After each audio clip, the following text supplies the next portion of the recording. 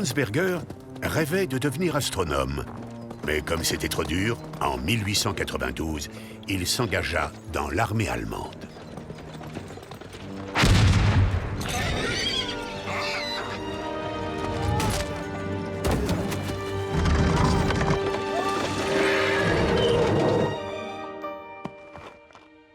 Berger était sous le choc d'avoir frôlé la mort.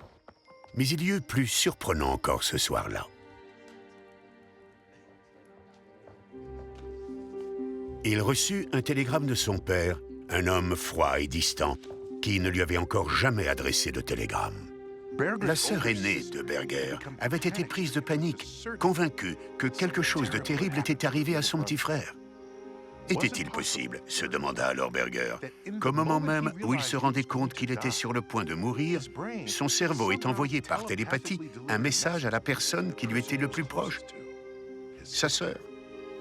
Berger est devenu plus tard médecin et professeur à l'université d'Iéna. Dans la journée, il travaillait avec ses étudiants et collègues qui le trouvaient très formaliste et timoré sur le plan scientifique. Mais le soir, il se rendait dans un laboratoire secret pour se livrer à des expériences sur l'activité cérébrale.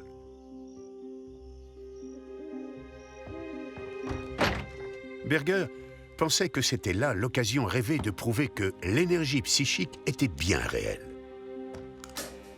Il craignait d'être moqué par toute la profession si quelqu'un venait à découvrir son véritable objectif scientifique.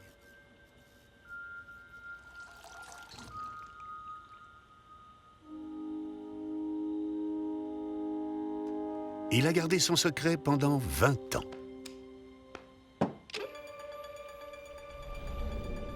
L'électroencéphalographe de Berger a permis d'interpréter les signaux envoyés par le cerveau et de diagnostiquer de nombreux troubles neurologiques, dont l'épilepsie.